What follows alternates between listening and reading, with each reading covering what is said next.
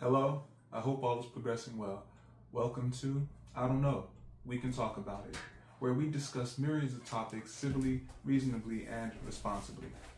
My name is Kevin Dufresne. Our first topic is about homework. Is homework beneficial? How might individuals experience homework? The article gives a brief overview with light polling and reflections from individuals that interact with homework. And the article brings about what may be a variance depending on how individuals are able to engage homework between different environments. When considering a parent, a guardian may not be able to control all dynamics of a home environment, the reality of homework becomes very present and necessitates proper attention toward resolves. Thinking on the article mentioning where space may become available for individuals to complete homework if the home environment is not suitable enough, is an area of which connects to how much one may expect from an educational environment, how much one may expect from the experience of education with the dynamics of life that one may be operating through, especially if to regard a child that is set in the educational environment to succeed. There are so many intricate dynamics of what the relational parameters are with such a regard. How much investment is quite an important question to address. How might a certain amount of investment be applicable in a way that may be suitable not only for the child, for children though, for the individual engaging life with the child, with the children, that are attending to varying schedules, that must recognize the difference between having an educator in an educational environment extend time to be with the student versus an alternate investment of which may be more in line with tutoring apart from the environment of the educational environment primarily for educational purposes. Now, even considering one may not be able to afford certain dynamics of education that extend beyond an educational environment, like tutoring, for example, one may be able to recognize the other important dynamics of society, of which may offer good community as well as good educational support external from an educational environment. Consider a library. Consider a church community that may offer after-school care. Consider aftercare that may be of a program external to the educational environment. There are different dynamics that may be more cost efficient, if not free. Now, as a library may be available in the vicinity of an educational environment, why not encourage a pickup route, a connecting route, so individuals may meet parenting or guardianship in a different environment that may be suitable for homework or other good learning productive activity.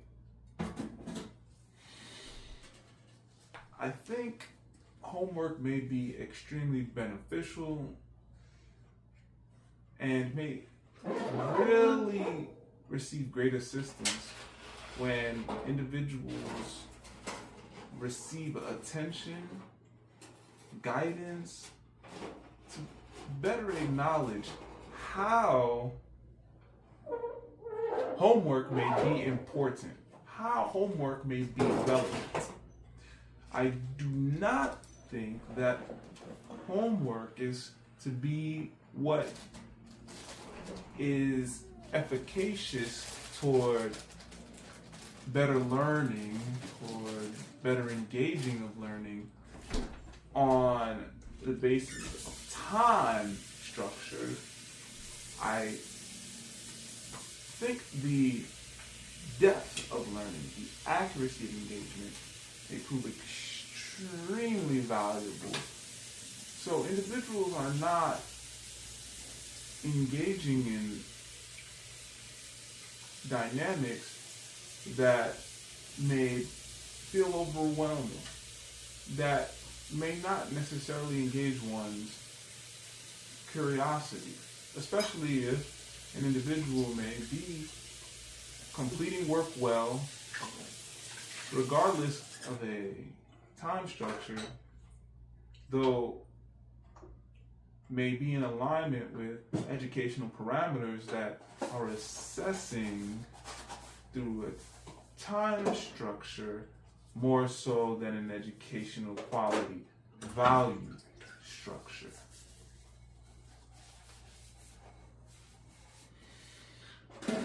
Our next topic: how might teacher retention improve? The article engages with areas of the educational environment which teachers speak about, which come about more often than not, which connect to different dynamics that may seem conflicting for individuals in an educational atmosphere, especially if individuals are considering the broader pictures of an educational atmosphere from a particular educational environment. One area of the conversation revolves around pay. What might be possible for educators, particularly teachers of educational environments, may be more in alignment with financial structures of which the particular educational environment operates by. There are different types of schools that operate different financially. How does one assess what is valuable regarding pay, valuable enough for an educator, particularly a teacher, to live well? I think if an educational environment is operating with regard to public dynamics, then addressing affordability in an area is quite important. Being able to acknowledge what affordability means with any form of employment in a particular area is really important. Now, one may wonder, is doing so even possible? Will a business be able to afford to do so? Will an educational environment be able to pay teachers enough to live in a particular area where the teacher is teaching? Now, with private education, alternative education, it's very important to acknowledge similarly. There are business dynamics of which do not fully translate, where there are fees that happen through establishing an organization and educational environment that do not necessarily translate to consider other financial parameters of the establishing of the organization, of the extent of affordability in an area. There are many considerations that receive accounting for one area of locales, if one will, of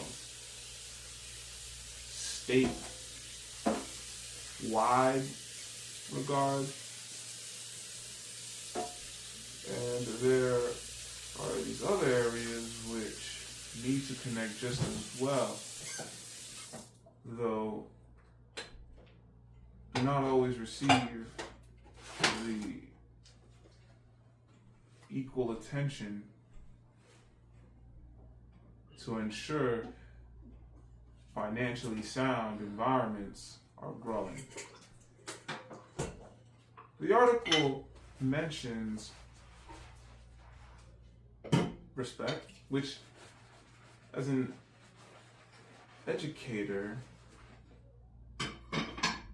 one may comprehend respect in many ways, whether that be from the clients, the individuals in the seats, the individuals that may be co-workers. There are many ways to address respect as well as autonomy. There are similarities to what one may recognize financially within the respect realm, where we may consider testing may not be the most relevant area of learning, of ensuring individuals will be efficient, effective individuals within society, though the tie-ins of what may seem relevant, what may appear as relevant, what an educational environment may not wholly agree on, though may cater to as though extremely relevant. The reality is the decision making, the responses to the structuring, which extend beyond curriculum, that affects decision making, is extremely spread and varying, and may not acknowledge fully educational quality, though maybe, as the article mentions, in connection with regard to data points, which may connect to areas of education that may not stand to be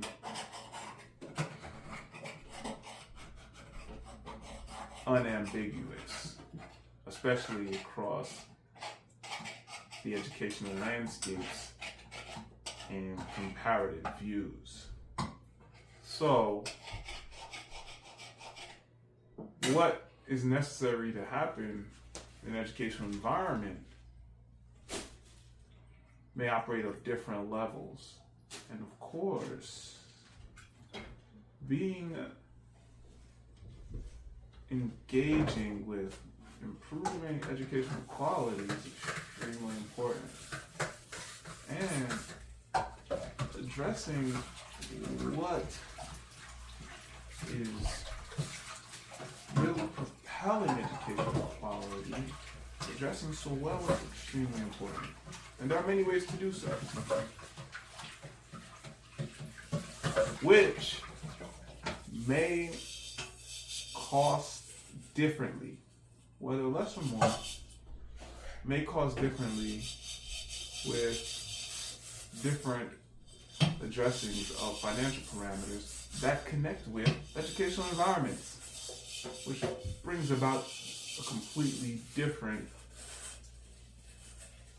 conversation of what may be happening, not only in a locale, though statewide, which brings about a different comprehension which may extend nationwide. Considering America, yes, so considering any country that may have financial dimensions that do not equate with balance with considerations of long terms in other directions beyond organizational establishments. All right. Time for some origami. Now, we're gonna be able to make an origami Christmas tree with 2 square sheets,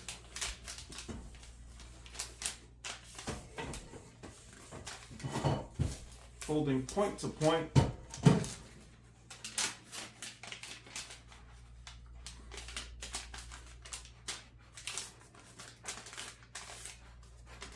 then folding edge to edge.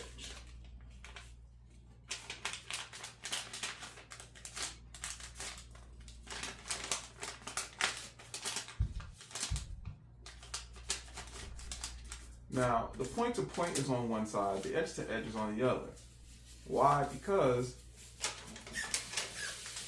the folding in that way will bring us to be able to fold into different bases. The base we're going to engage with is in alignment with our edge to edge folds.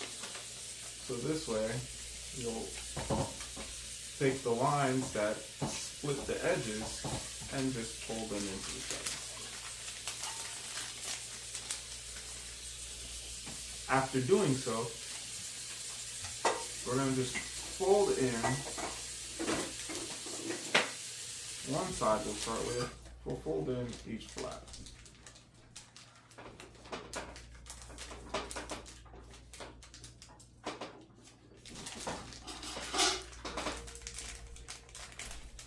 After folding in the flat, we'll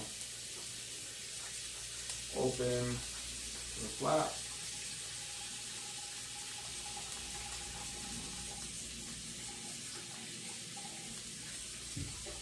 Just going to press it in.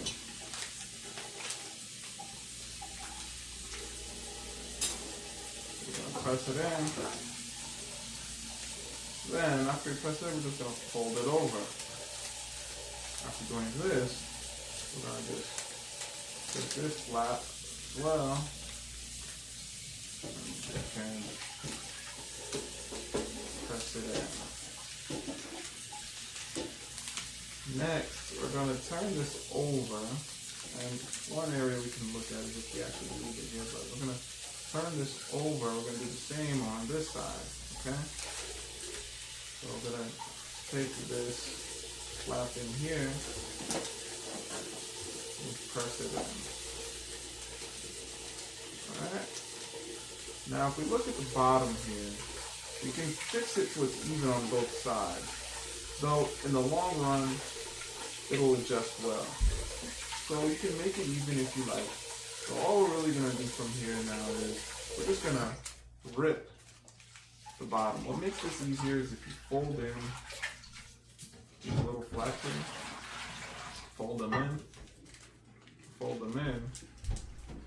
and then we'll just rip off the bottom parts here. So now we have this base, all right? We're going to fold similarly with our second sheet. So you can fold it differently if you like. If you have different patterns on each side, you may note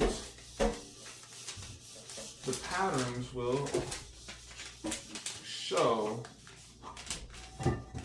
on the outside depending how you choose to fold initially. So this time the edge to edge portion will be on the pattern side more so than the planar pattern side. Okay. We'll fold in here again. Do that, we'll fold in here. And we're going to just fold so that each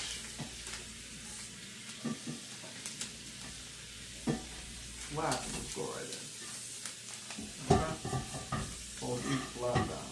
Now another way to do this, if you want to do both sides at the same time, is just to simply do each side similarly. Now the folding pattern will be what you need to observe. So I'll do it this way, this time.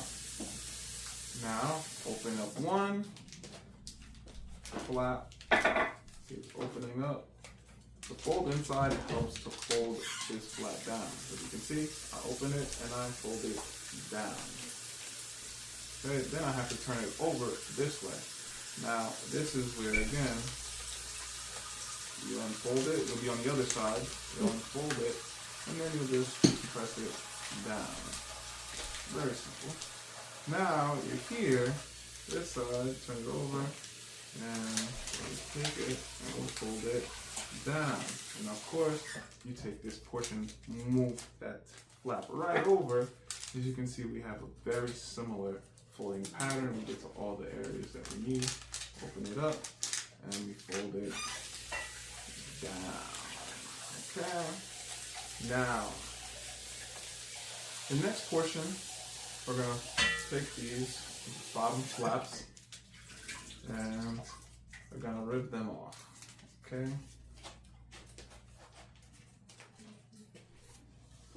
Now, as you see, we have a very similar structure because the folding patterns are the same. What's next though is we're going to remove, in a trunk-like way, we're going to just remove a portion. So if you look at the instructions that are available through the link in the summary, particularly of the YouTube video, you will find that scissors are a tool to use. Though, if you do not have scissors, you are able to use your hands. Even if you do have scissors, though, may not want to use them, you are able to use your hands. Now you have the base of the tree. What will happen now is a linking. Okay, so we're going to link this pattern with this pattern. Okay, so before we do so, there is one more area. Now, since this is our base, this will be our tree covering. We'll need to open up a few slits. And we'll just take the slits here. So I made some slits here. We'll just give it a nice little bend, a nice little diagonal bend. Okay? It doesn't have to be perfect.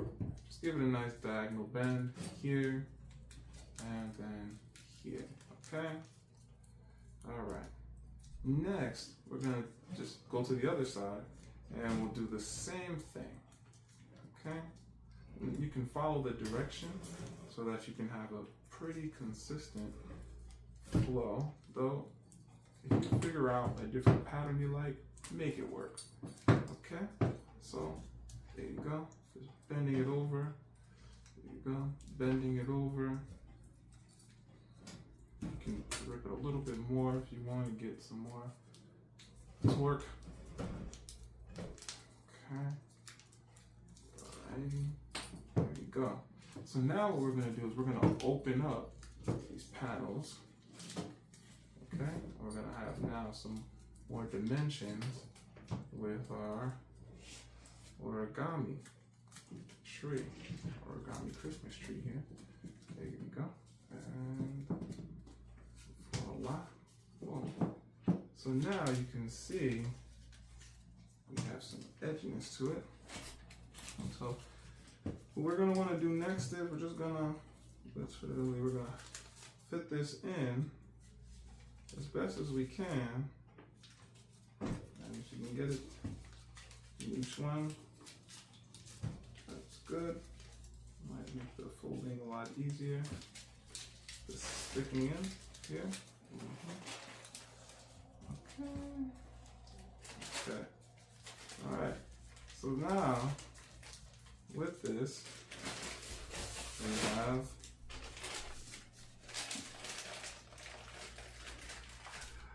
we have the origami tree, Christmas tree. Ta-da! Now, an idea is if you have markers or pens or pencils, or you use a material that may show decorativeness, and you may do your designing. Alrighty, so here's our origami Christmas tree. Voila. Okay.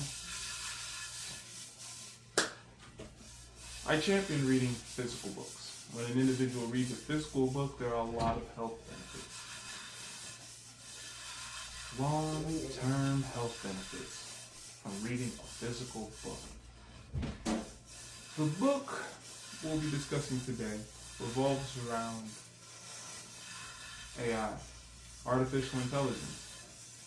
Dr. Stewart is engaging with comprehending artificial intelligence from a historical point of view, though considering philosophical dynamics through artificial intelligence, through technology development. The text is bringing about the reality of artificial intelligence is not extremely overwhelming to a point which may be alarming to modernity in any extremely science fiction-like way, though recognizes that artificial intelligence may have space in the developing society. To what degree the text is noting only to a particular extent. Of course, individuals are investing in artificial intelligence in myriad ways. So how individuals might experience artificial intelligence may depend on many factors. How might implementing artificial intelligence prove to be relevant, and to what extent with varying regard will artificial intelligence's presumable relevance extend beyond where it is, beyond when it is? And how will artificial intelligence affect employment landscapes, learning landscapes? The questions may always arise, beyond philosophical, theoretical considerations. Considering there are different technological forms of advancements beyond AI, one may wonder what else might come to the table of technology that may prove extremely valuable to comprehend.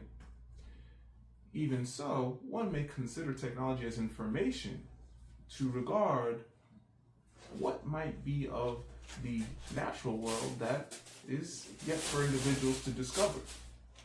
It is important to not overestimate artificial intelligence, especially considering that many different fields are making many gains with technology. And if one form of technology may prove beneficial to another form of technology, there is a recognition of the interdependence. So the forming of technology, the acknowledgement of technology, all must operate with an interdependent lens that considers no industry will receive overtaking by one technology alone.